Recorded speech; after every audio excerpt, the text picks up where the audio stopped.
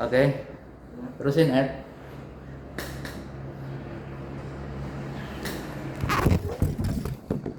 Ed. Temanya Pak Ed, meeting kita hari ini Ed. Temanya marketing sama leadership. Oke. Tapi sebenarnya ada hal yang sebelum itu Bapak ingin, yang pengen tahu. Coba buka di diklat, di grup diklat. Ini Bapak mau penyesuaian, penyelarasan, mau kenaikan dengan catatan itu semua yang diklat yang kemarin diklat ke orang-orang tuh kalian tahu. Yang baru Pak.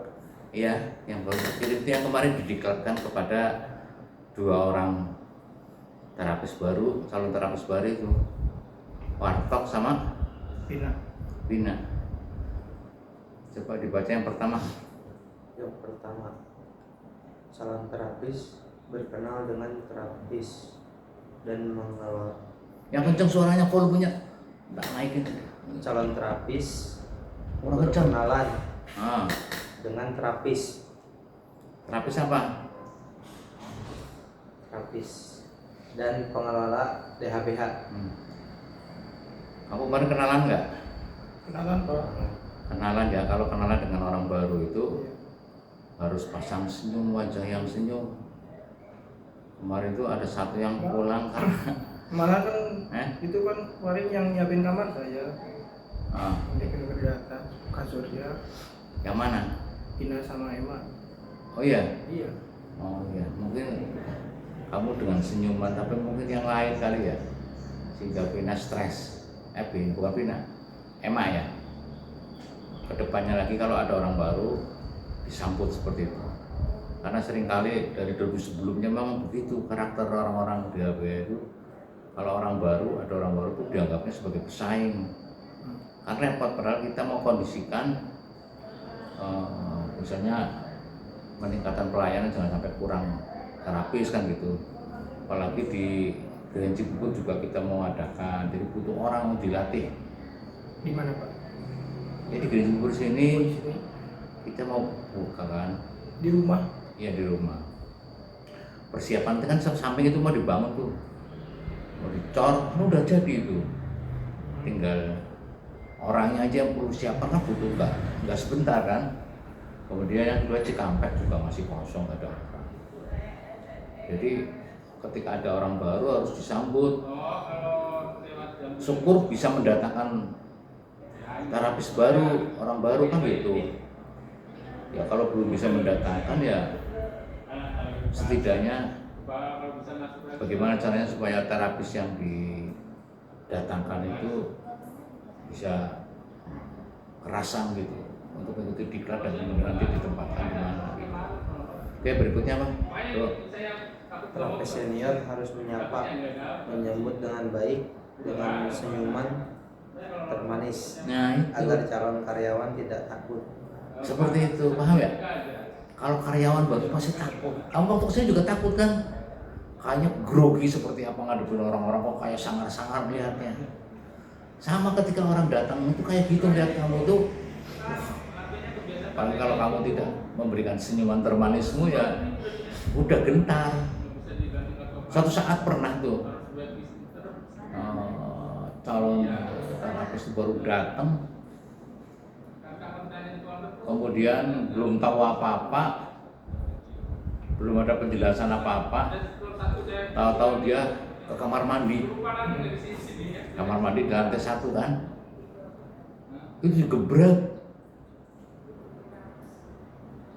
sama waktu itu terapis lama gitu. Jangan apa kamar mandi ini, kan kaget orang baru tahu ya. Nah itu contohnya. Jadi betapa pentingnya karakter yang halus lembut itu diterapkan pada semua orang sebenarnya, khususnya ketika ada orang terapis baru harus disambut dengan seperti itu, menyapa lah gitu, ngomong gitu ya. Ini penting pengetahuan buat Haji sama Kang Edi yang sudah lebih lama di sini. Oke, berikutnya. Kenalan ruang-ruang terapi. Ya, jadi kalau ada orang baru, kamu langsung ambil alih. Kan mungkin yang lain belum datang atau seperti itu. Langsung mengenalkan, ini kamar mandi buat pasien. Ini kamar mandi kalau kamu mau pipis di sini, di belakang itu kan, atau di lantai 2. Kenalkan ruang sampah, sampahnya di sini. Ini dapur, ini tempat jemur, ini RO, ini tempat wudhu, ini buat sholat, ini tempat, dikenalkan semua. Bahkan sampai samping pun dikenalkan, ruang samping itu, ruang depan ini tempat buat nyimpen sepatunya para tamu, para pasien yang datang. Kenalkan wilayahnya, ini Hotel Avincel, di depan sana itu PC Plaza Cibubur. Jadi punya bayangannya ketika calon terapis itu baru datang, punya bayangannya, oh depannya sana, oh ini ada warung di sana. Seperti itu ya. Ambil alih untuk memperkenalkan. Berikutnya Mas.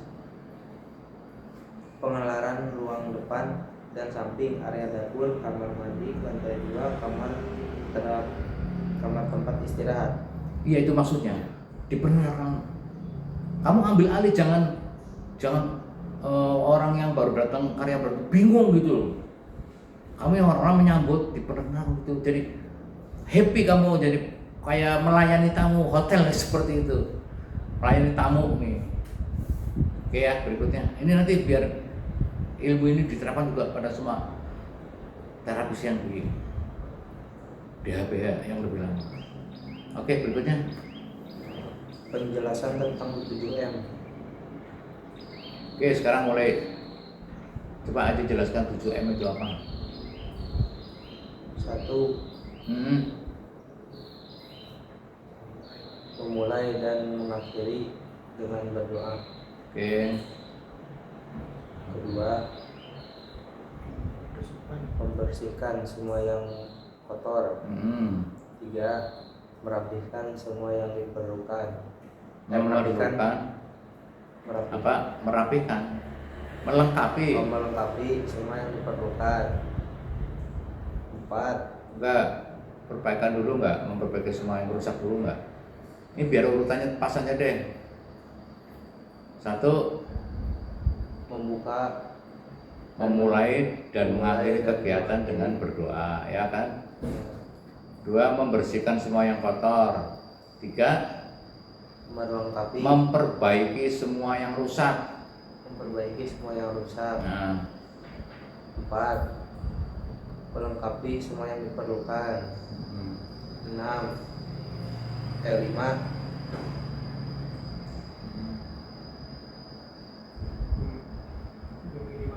Meminimalisir. 5. Memperbaiki semua yang rusak. Merapikan semua yang berantakan. 6. Meminimalisir pendapatan. Rugi dong. Meminimalisir pengeluaran. Nah, biaya. Ya, dengan efisiensi.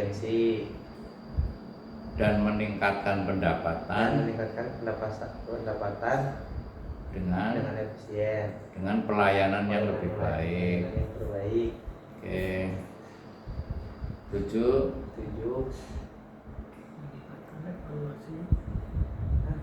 Meningkatkan evaluasi. Ya, meningkatkan kemampuan evaluasi dengan menggunakan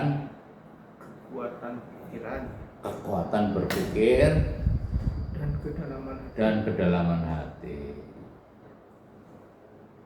Kedalaman hati artinya bersabar, artinya berjiwa besar, ya. Itu kedalaman hati. Menggunakan kekuatan berpikir artinya melihat dari berbagai aspek kehidupan, melihat dari berbagai segi gitu. Nah, itu sudah mulai diterapkan belum? Udah ya? Mulai punya kemampuan evaluasi dalam hidupmu? Iya, sedang di ini Pak.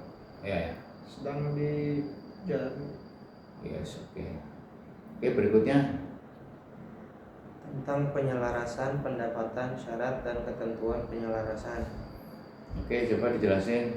Siapa? Kalian berdua siapa? Penyelarasan. Ah, Penyelarasan itu syarat dan ketentuannya Pak Ed. syarat pertamanya tidak libur di hari Sabtu Minggu, Oke. tidak libur lebih 4 hari dalam sebulan, Iya. terus tidak telat jam 8 bagi yang tinggal di ruko.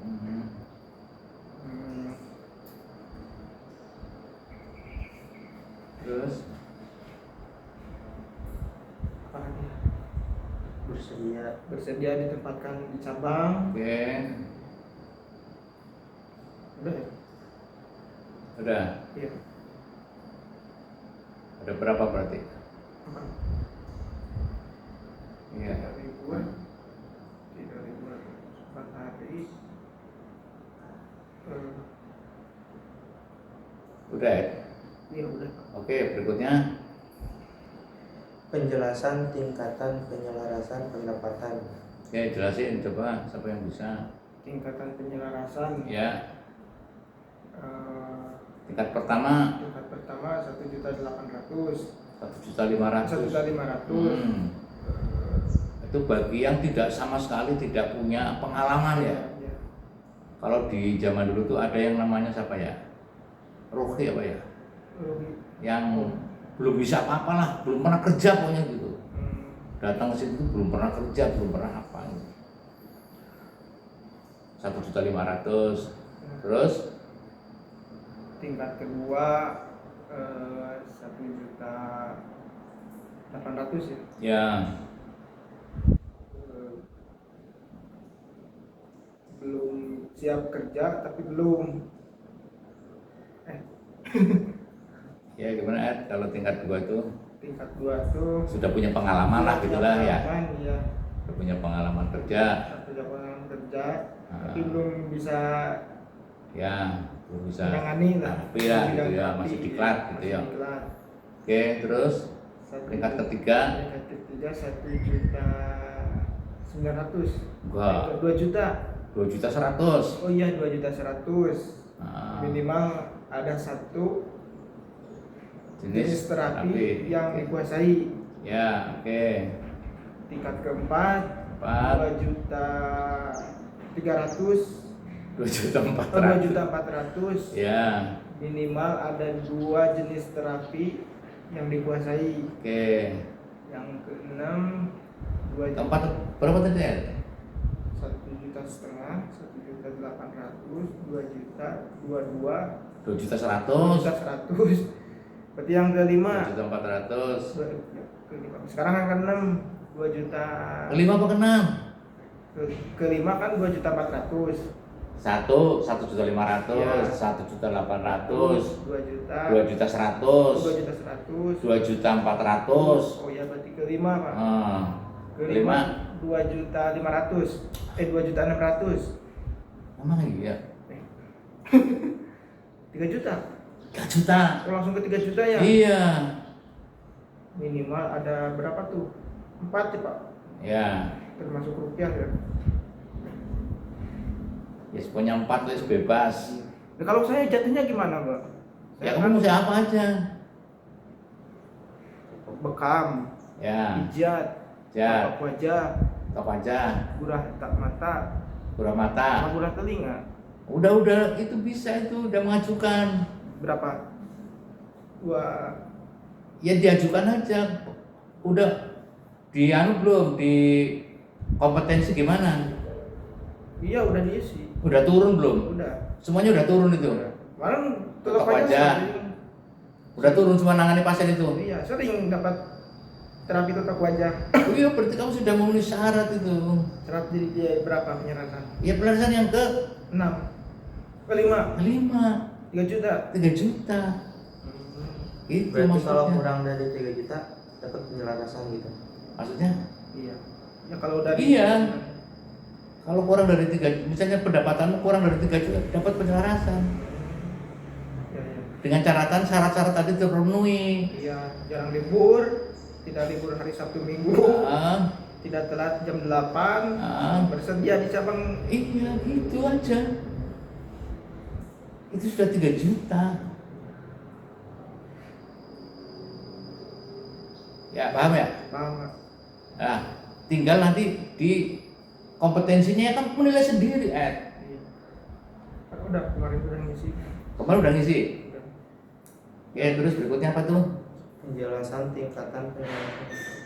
penyelarasan karakter dan kesiapan menghadapi berbagai watak dan sifat terapis yang ada di DHBH. Nah, itu jadi penyelarasan itu ada yang bersifat ekonomi, yaitu pendapatan tadi. Ada juga yang penyelarasan yang bersifat non ekonomi, penyelarasan karakter. Walaupun kamu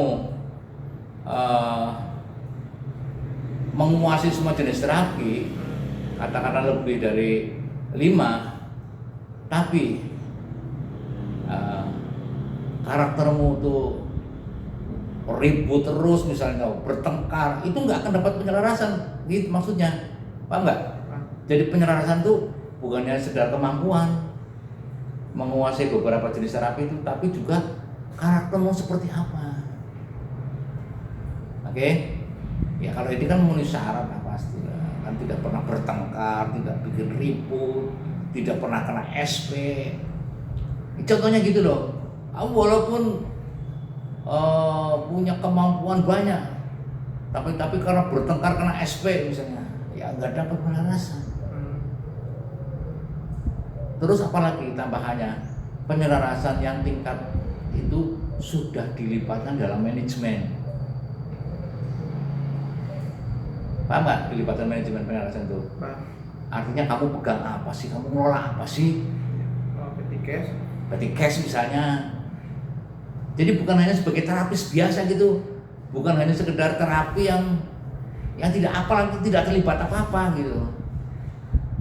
Semakin kamu terlibat di banyak bidang, misalnya terlibat di bijos, terlibat, itu nanti penyelarasannya ada penyesuaiannya lagi, bro. Oke, lanjut. Penjelasan berikutnya. Kesiapan kesepakatan kerja. Ya, itu tadi ada kesepakatan kerja dibuat. Nah, walaupun kamu tuh sudah bikin kesepakatan kerja, kan belum tentu juga di cabang-cabang, belum tentu. Yang penting kesiapan gitu loh. Paham nggak? Kesiapan itu artinya sewaktu kamu dibutuhkan buka cabang baru, atau ketika nanti di Cikampek menemui kayak jalan buntu kayak kemarin, ini siap di sana berangkat, oke, dengan senang hati, itu beda. Itu yang dimaksud dengan kesiapan membantu manajemen. Oke, berikutnya. Motor dan tata tertib. Oh, tadi belum sampai ya? Belum sampai tingkat berikutnya ya. Oke, sampai berikutnya tadi berapa? Tingkat kelima tadi berapa? 3 juta. 3 juta. Terus tingkat berikutnya? Yang ke-6 3 juta setengah. 3 juta setengah ya? Iya. Kan dari 2 juta 400 Iya, ke 3 juta. Terus dari 3 juta ke 3 juta 500 ya? kurang ini coba kalau tingkatan selanjutnya kurang tahu apanya sampai yang Ya biar tahu maksudnya. Jadi kalau nggak salah itu kenaikan itu 500 gitu ya. Yang tingkatan ke itu ke 24 kan ke 3 juta itu naik 600 ya. Terus dari 3 juta itu naik 500. 3 juta 500 berarti yang ke berapa? 7. Ke 8 4 juta. 4 juta. Ke 9 4 juta setengah. 4 juta setengah. Sampai 5 juta kan? Sampai 5 juta. Bukan sampai 5 juta, sampai 7 juta, Ed. penyelarasan itu. Jadi gini, kamu bayangkan, dan tidak harus pegang terapi kan? Tidak, kalau kamu sudah pegang manajemen, punya kemampuan dan sebagainya. Contohnya dulu itu ada ya belum sampai ke 7 juta sih, tapi sudah sampai ke penghasilan 5 juta. Itu zaman dulu, zaman Mas Bowo. Karena dia yang lain uang hadirnya itu zaman dulu ya, uang hadirnya itu per jam dulu per jam Pusat Fitness dulu per jam sudah 10.000. Jadi kalau dia masuk 12 jam berarti sudah 120.000. Kalau masuk 10 jam sudah per hari, itu baru per jamnya, belum komisinya. Paham ya? Oke, maksudnya gini, yang ini Bapak sampaikan, kamu jangan jadi orang biasa, biar termotivasi. Karena perusahaan itu kalau dikerjakan, dikelola sama orang-orang pinter, ya pasti sukses gitu. Dan itu sudah menjadi tanggung jawab perusahaan untuk menyelaraskan pendapatanmu. Karena kalau ini kayak Aji nih, Aji setahun nih baru turun 1 ide, itu rugi kamu Ji. Perusahaan juga rugi, karena berarti perusahaan butuh orang banyak. Paham nggak? Kalau satu orang menguasai berbagai macam jenis terapi, maka perusahaan tidak akan butuh banyak orang. Itu bayangin tuh, bisa nggak dibayangin? Kalau kamu hanya bisa pegang satu, misalnya kamu hanya bisa pijit, ya kan butuh orang yang pinter bekam nambah lagi, butuh orang yang pinter gurah. Tapi kalau satu orang mumpuni semua, katakanlah mau buka cabang deh, mau buka cabang baru, sementara kebutuhan yang harus dipasarkan produknya itu ada gurah, ada bekam, ada pijit urut, ada pijit saraf, ya ada rupiah. Lah kalau satu orang menguasai semua kan cukup satu orang, namanya cabang baru cukup 2 orang, katakanlah begitu. Kalau cabang baru aja harus banyak orang, ya biayanya tinggi. Makanya lebih baik mengkondisikan orang-orang yang sudah punya kemampuan dengan penghasilan yang dicukupkan, seperti itu. Paham ya gambarnya ya? Oke, berikutnya moto dan tata tertib. Nah, oke, moto coba, moto. Bapak pengen tahu moto, udah hafal kan ya moto ya? Coba diiramakan. Sakeko gerawasa susan arteko. Oke, udah cukup, dia nggak bisa. Nah, bisa hafal nih Allah jalan. Cuman tadi yang belum diterapkan apa? Sholat, oke, sudah sholat. Jujur, oke, jujur. Disiplin, sudah disiplin. Tanggung jawab, sudah tanggung jawab. Kerjasama, sudah kerjasama. Yang belum? Realisasi. Komunikatif. Oh iya. Ini yang kurang komunikatif. Kalau orang komunikatif tuh diundang, oke, siap. Oke, insya Allah siap. Itu komunikatif. Memberikan tanggapan, itu komunikatif. Pimpinan itu harus komunikatif, bro. Kalau nggak komunikatif, kamu nanya anak buahmu, ini udah diberesin belum? Meneng baik, gua jawab sudah apa belum, kan gak jelas itu. Misalnya suruh beresin ruangan, misalnya anak buah nih, kamu minta beresin ya kamar-kamar itu ya, diem aja. Itu namanya tidak komunikatif. Oke, berikutnya sudah dianggap bisa lah, oke. Menyiapkan ruang terapi. Ini diklat yang sudah kamu lakukan kan dulu kan. Sekarang ini kamu selama ini udah nyiapin ruangan terapi enggak? Misalnya ruangan 1, 2, 3, tanggung jawabnya terserah itu tanggung jawab siapa. Tapi memang pasti kalau kamu ikut bertanggung jawab, maka setiap pagi itu 8 ruangan itu harus lengkap. Di ruangan terapi itu ada minimal 2 alat pekam, kemudian 1 botol apa? Zaitun, 1 botol alkohol, 1 botol misij, krimisid, apa lagi? Jarum, tisu, kapas, sarung. Nah, sarung misalnya ada berapa di situ? Ada 4 misalnya. Kainnya ada 4. Ada handuk, apa lagi? Tempat sampah. Jadi kalau tiap pagi itu semuanya harus sudah siap. Kamu cek semua tuh 7M-nya. Ada nggak yang lepas? Kalau ada yang rusak perbaiki. Kayak gitu maksudnya.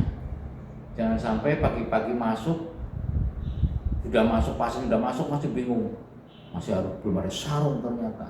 Maksudnya gitu. Kamu tanggung jawab itu. Ya, itu sudah kelas manajemen dasar lah. Harusnya sudah jalan dengan itu. Oke, berikutnya Cik. Praktek melihat area cuci bekam dan membersihkan, melihat area stok barang, merapikan. Ya kayak gitu. Kamu perhatikan benar-benar dengan kesadaran itu. Bukan sekedar lewat aja. Kalau sekedar lewat, itu ruangan itu pasti kotor. Misalnya kamu nyuci alat pekam. Kalau kamu tidak memperhatikan dengan kesadaran, kotor pun dibiarkan saja. Pasti begitu. Karena tidak dari kesadaran. Melihat berantakan nggak dirapikan. Itu maksudnya. Nah, itu kemarin dilatih seperti itu anak-anak tuh. Ini kamu nanti tanggung jawabnya itu melatih. Ya, kelas kamu itu sudah diklat orang. Ini tema materinya itu, Mas. Maksud saya itu kamu nanti kalau sudah ada orang baru dikasih tugas untuk mendiklat tema ini, kamu bisa jalanin gitu. Jadi orang suruh memperhatikan. Bukan yang sekedar melihat sepintas, bukan. Perhatikan ruang stok barang itu berantakan apa enggak. Karena harus mulai dari kamu dulu nih. Kalau kamu ada berantakan dibiarkan saja ya. Padahal bisa sambil lewat diperbaiki. Nanti kamu nggak bisa diklat. Oke, berikutnya Mas. Teori praktek bekam di meja. Nah, teori praktek di meja itu nanti kalau kamu ada punya orang baru lagi diklat, ya di meja dulu maksudnya. Ini kepala, ini nanti siapin gambar kayak gitu deh. Jadi ini kepala, ini berarti kalau bekam di kepala ini kayak gini di meja maksudnya. Di meja dulu sebelum nangani langsung ke lokasi. Oke, berikutnya Mas. Urutan titik bekam. Kamu jelasin urutan titik bekam, maksudnya gitu. 1 sampai 33. Oke, berikutan. Tarikan kop bekam. Tarikan kop bekam 1, 2, 3 gitu ya. Oke, berikutnya. Tusukan bekam. Tusukan kamu jelaskan tusukan bekam dengan sholawat. Oke, berikutnya. Urutan relaksasi. Urutan relaksasi mulai dari mana? Ya, dari kaki ke paha. Kemudian di relaksasi itu kamu sudah menggunakan bekam seluncur udah ya? Oke, jadi relaksasi itu kamu gunakan bekam seluncur. Jangan tidak, karena kemarin-kemarin itu banyak yang belum. Jadi di seluncur itu, di relaksasi, setelah relaksasi dengan pijitan itu terakhir dengan relaksasi pakai seluncur, ditarik 1, 2, 3, 4, 5, 6, 7, 8, 9. Satu sisi sininya nih. 1, 2, 3, 4, 5, 6, 7, 8, 9. Ya, ini kan tengah-tengah nih. Nah, terus gini nih 1, 2, 3, 4, 5, 6, 7, 8, 9. 1, 2, 3, 4, 5, 6, 7, 8, 9. Itu seluncur, bekam seluncur. Kasih minyak yang cukup supaya licin. Gitu ya, jalanin ya. Oke, berikutnya. Waktu relaksasi. Waktu relaksasi berapa lama? Kaki 2 menit. Ya, misalnya 2 menit. 2 menit. Badan Kaki 2 menit, kanan kiri berarti 4 menit. 4 menit. Terus di area belakang 2 menit. beri 6 menit, kisaran itulah ya. Minimal 6 menit. Minimal 6 menit. Oke, berikutnya. Bekam seluncur saat relaksasi. teori bekam kepala. Ya, menjelaskan teori bekam. Tapi kalau kamu praktek judulnya gini Mas. Kalau bekam itu berapa lama? Kalau bekam misalnya 23 titik itu berapa lama Mas? 45 menit. 45 menit. Iya. Kalau 33 titik Ya kurang lebih sejam. kira-kira 1 jam. Itu ada tambahan, boleh, nggak apa-apa. Tambahan 10 menit sampai 15 menit boleh. Artinya apa? Disitulah waktu kamu harus berusaha komunikasi dengan pasien supaya kamu dikenal. Intinya gitu Mas. Jadi kalau melayani pasien itu jangan sekedar melayani pasien doang. Ini biar bagaimana cara pasien ini supaya kenal saya. Kenal apanya? Satu, kenal kemampuannya. Kemampuan dalam hal terapi. Misalnya saat relaksasi kamu jelasin, misalnya di kaki nih ya, kamu bisa jelasin, wah Pak ini lambungnya kurang bagus ya Pak ya. Kan kamu bisa terasa ketika dipencet lambungnya, titik lambungnya, orangnya agak kayak sakit gitu kan. Nah, wah Pak perbaiki ya Pak ini lambungnya, gitu misalnya. Oh Pak ini jantungnya Pak, biar biar bagus lah semua nih. Nih kepalanya biar jangan pusing. Itulah ajang untuk kamu memperkenalkan diri. Paham gak Mas? Maksudnya apa? Satu, ketika kamu dihargai karena kemampuanmu, biasanya request. Yang kedua, tip. Jadi ketika kamu melayani pasien datang itu jangan dianggap biasa. Kalau kamu hanya sekedar mengerjakan tugas sebagai terapis, habis kamu. Nol kamu. Apa ilmu yang mau dipamerkan? Kamu tuh harus pamer. Sebagai terapis harus pamer. Makanya kamu pelajari titik pekam, titik refleksi. Yang kedua, titik pekam itu kamu harus pelajari. Harus kuasai. Itulah ajang kamu memperkenalkan diri sebagai seorang terapis yang profesional. Paham ya maksudnya ya? Jadi ketika ada pasien, kenalkan dulu, Pak, saya Son Haji Pak, mau menerapi Bapak. Kan gitu. Jangan, kamu udah tahu namanya, kamu biar orang tuh tahu namamu. Saya Edi Pak. Misalnya Pak Slamet, saya Edi Pak, Pak Slamet. Ayo Pak ikut terapi ke kamar berapa? Lah sebelum kamu tunjukkan, kan kamu biasanya ini dapat kartu kan dari admin. Kan harus cek dulu kamarnya kan. Mau kamar berapa? Kamar 8, misalnya kamu cek dulu kamar 8. Yang kosong kamar berapa? Kamar itu dicek semua kebutuhannya lengkap sudah ada. Baru ketemu tamu pasien. Nah, ketika tamu itu ketemu pasien itu kamu kenalkan. Saya Edi Pak, walaupun kamu misalnya sudah beberapa kali, kamu tetap sebutkan. Itu yang pertama. Yang kedua, kamu hafalkan orang. Nama pasien itu kamu harus hafal. Karena pasien begitu sebut namanya, itu beda. Kamu terima pasien hanya begitu saja, tidak menyebut nama, Mas, udah, kamu nggak akan dikenal. Tapi kalau kamu sebut namanya, apalagi kamu udah tahu, misalnya dia seorang tentara atau polisi atau pengusaha, kamu udah tahu, itu lebih punya pengenalan lagi itu. Jadi kalau sebutin namanya, kamu hafalkan orang-orang itu. Itulah arti pentingnya kamu memperkenalkan diri dan mengenal pasien. Ini begitu pasien datang, misalnya kamu nih ada orangnya namanya Pak Hendrik, kamu, oh Pak Hendrik, sehat ya Pak?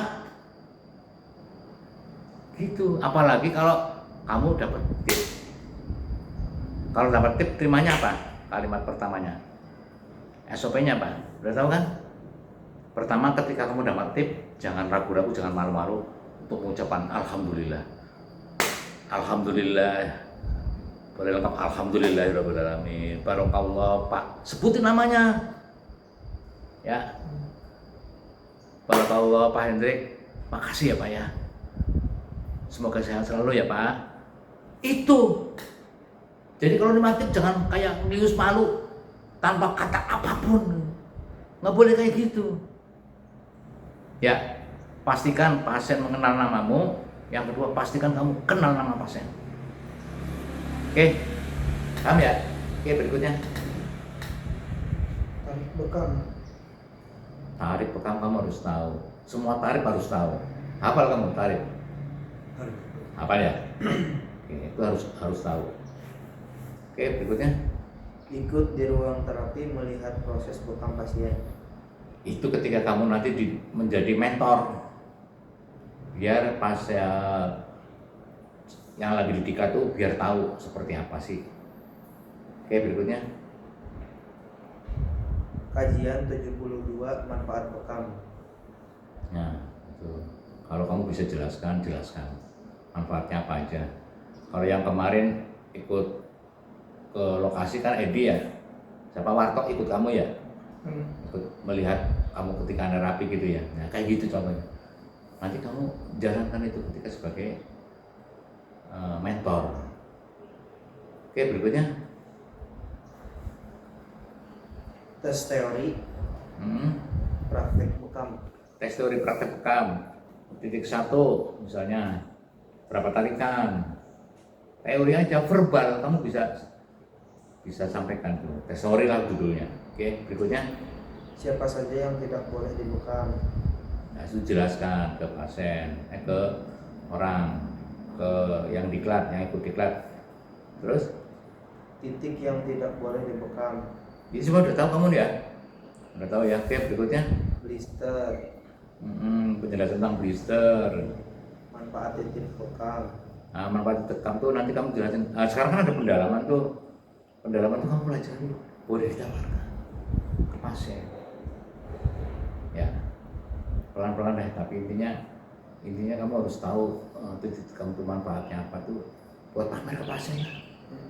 Misalnya ketika pasien dibekam keluar kayak uapnya, kamu jelasin uap masuk angin ya Pak, ini banyak banget Pak, bila perlu dipoto dan sebagainya. Itu ketika pasiennya tidak tidur ya. Tapi kalau pasiennya pengen tidur ya sudah, silahkan aja. Tapi bisa disampaikan nanti setelah selesai. Oke, berikutnya Mas. Arti warna bekas bekam. Nah, jelasin. Itu bisa buat jelasin ke yang diklat maupun kepada pasien. Ya, kamu bisa jelasin, Pak ini ada yang gelap banget Pak ini. Titik mana kamu jelasin. Jadi kamu happy ngadepin pasien itu. Jangan buru-buru untuk segera selesai meninggalkan itu, jangan. Ya, gitu ya. Oke, berikutnya.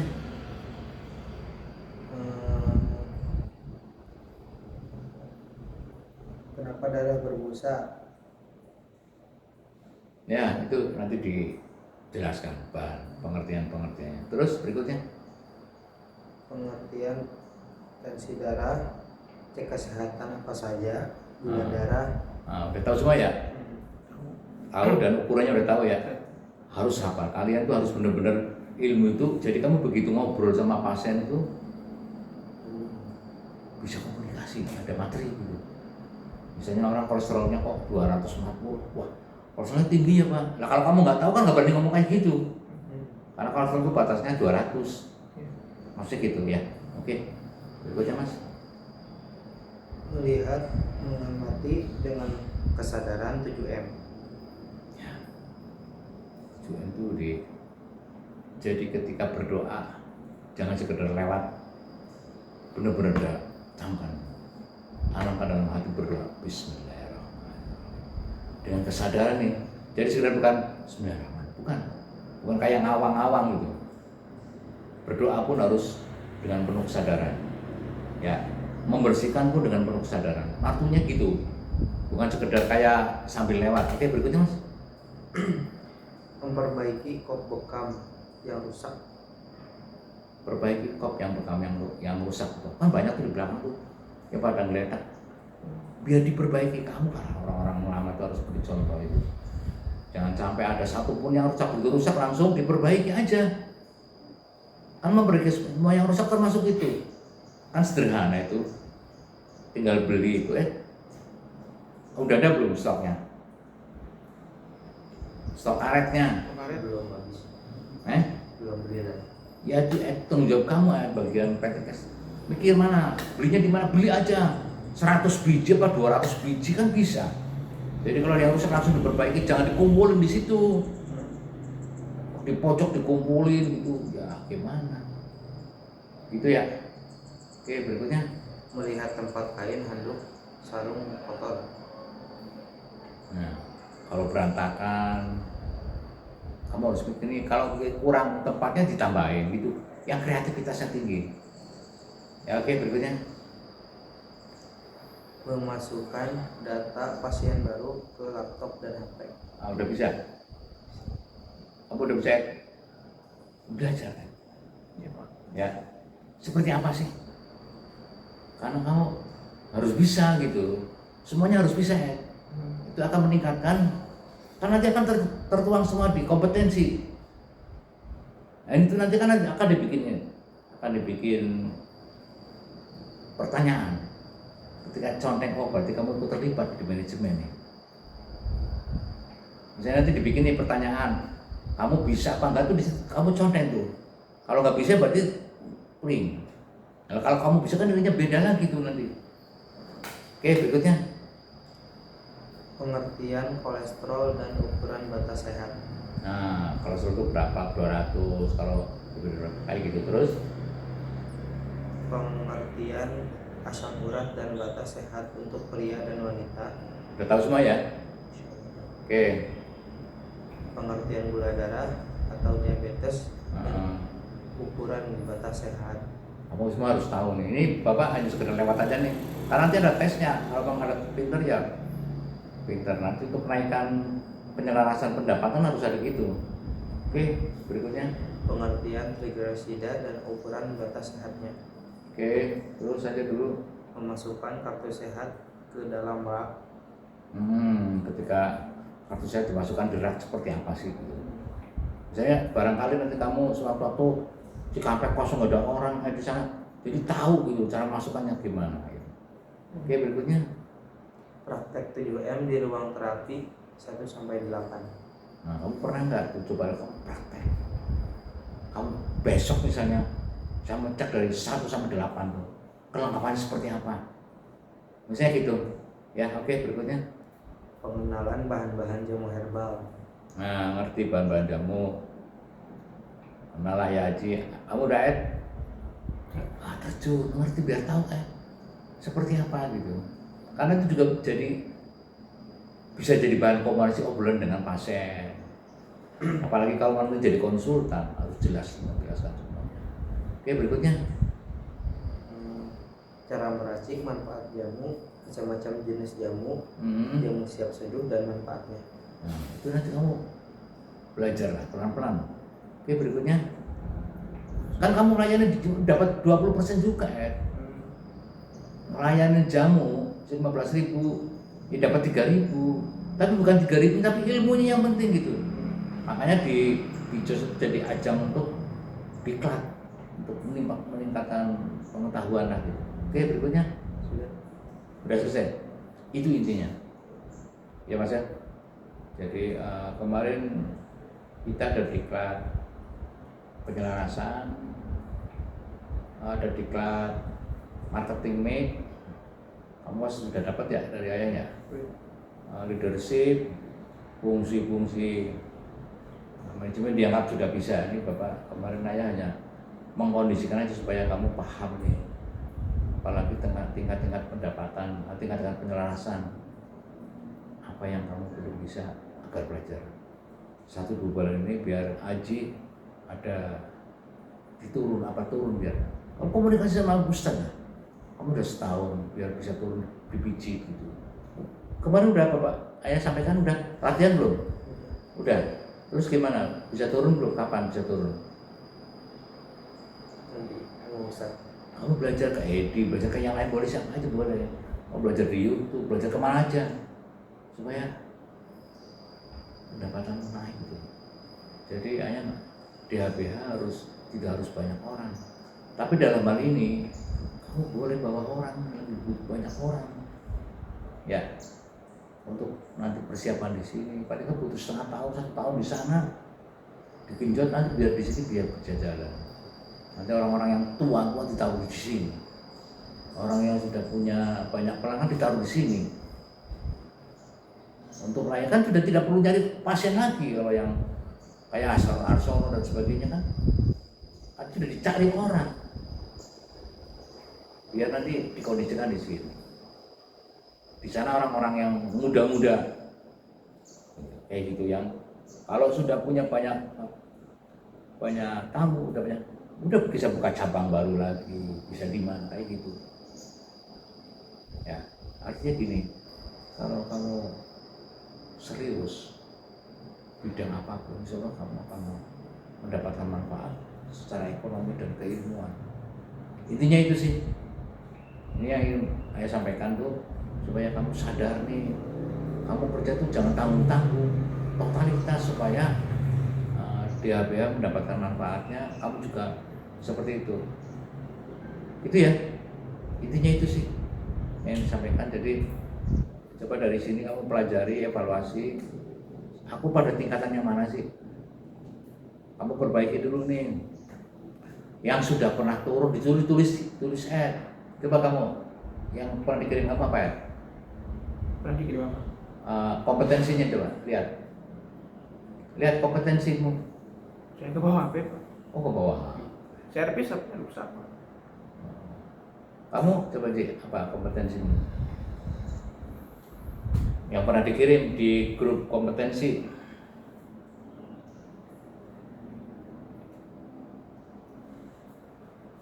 Jadi gini, apa yang sudah kamu turun, menangani apa saja ditulis ya?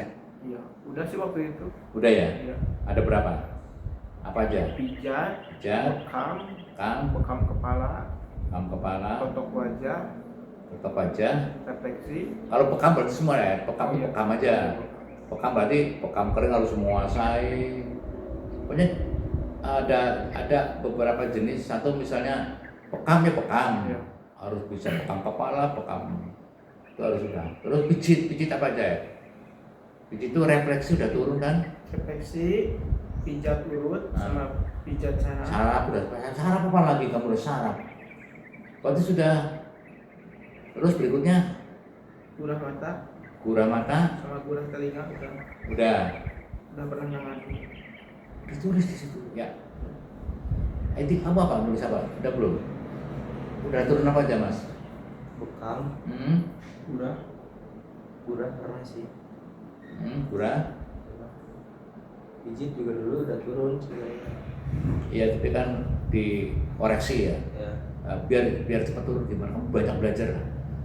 Biar cepat diturunkan kembali supaya memenuhi syarat, tapi dengan standar yang cukup ya. Gitu. Terus apa lagi?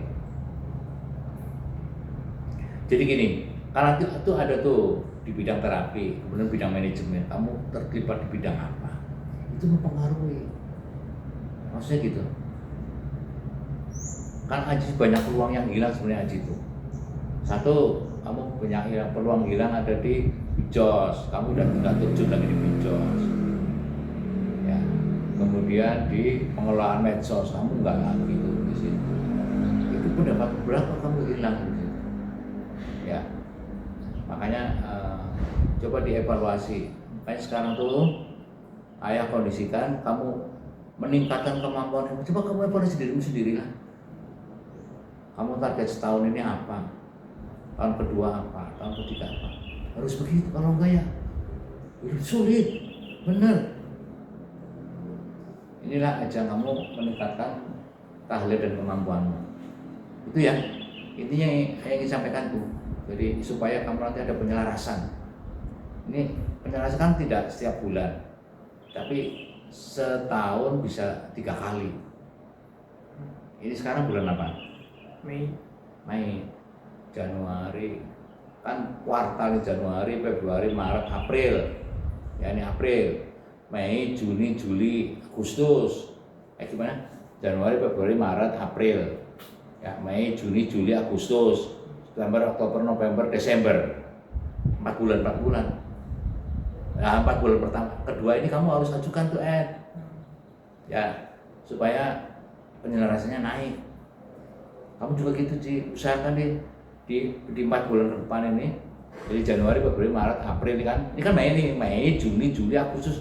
Ini kamu harus naikkan tuh di bidang terapi maupun di bidang manajemen. Kamu aktif lagi gitu. Kan banyak yang bisa dikondisikan. Gitu ya. Paham ya maksudnya ya? Oke, jadi nanti bulan Mei, Juni, Juli biar semua dikondisikan. Saya kira itu aja dari ayah. Ini berapa jam nih? Jam berapa sekarang? Kan nggak ada orang nih ya? Iya. Jam berapa sekarang? 9.13. Ya udah, cukup aja itu dulu deh. Ya, kamu kondisikan di sana biar biar cukup orang, kan lagi nggak ada orang kan ini, langsung nggak ada. Itu aja dulu ya. Ada yang mau disampaikan?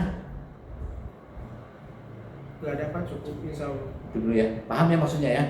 Maksud ayah tuh supaya kamu tuh jangan ragu-ragu. Kayak misalnya gini coba, kamu menghafalkan aja sampai pada tingkat sampai sekarang belum bisa gimana? Padahal sudah berapa bulan? Kamu tahu nggak bedanya kamu sekarang dengan yang lain? Kamu sekarang pendapatan pagi-pagi berapa? 35. 35. Yang lain yang tidak ikut berapa? 30. Hah? 30. Bukannya 30, yang terlambat kan? Oh, yang terlambat. Berapa itu misalnya? Yang 20. Kan udah ada selisih jauh beda. Yang di luar maksudnya. Iya. Artinya kamu di dalam itu sudah memanfaatkan waktu, udah bagus.